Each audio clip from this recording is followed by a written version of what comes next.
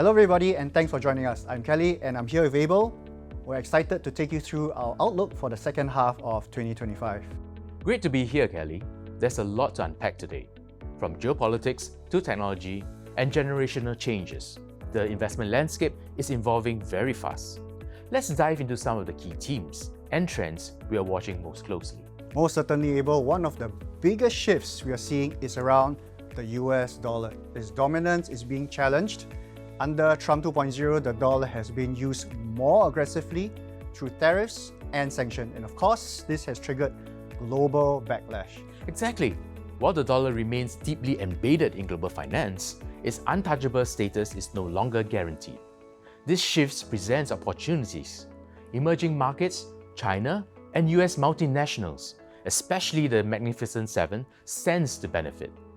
A weaker dollar helps emerging markets manage their debts and boosts global earnings for US firms. That's right, and of course, beyond currencies, technology and demographics are reshaping the future.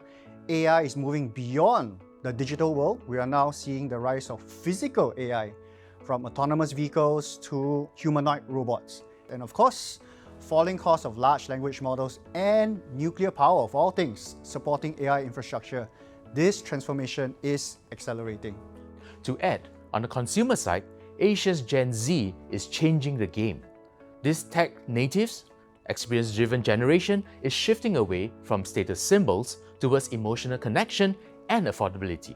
Right, I mean, if you think about it, it's anime, mobile gaming, bubble tea, small items, but with quite a big cultural impact.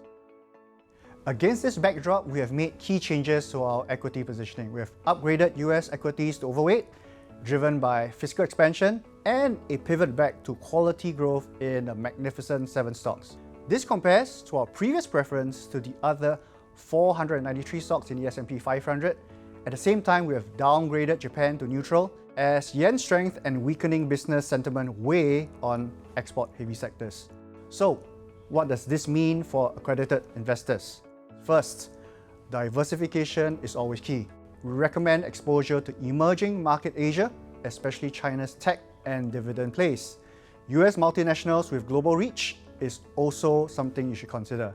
All of this will play into the eroding dollar theme. In fixed income, investment-grade bonds remain key portfolio anchors. We prefer quality, developed market investment-grade credits and selected emerging market investment-grade names, particularly Asian financials and quasi-sovereigns.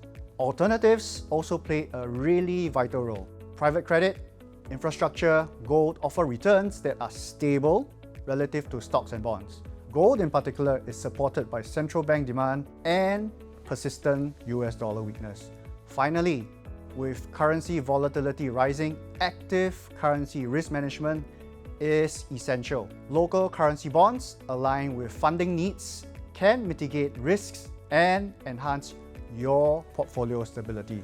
Thoughtful positioning can help grow and preserve your wealth across economic cycles. Speak to your senior client advisor for a tailored advice or visit our website for more insights.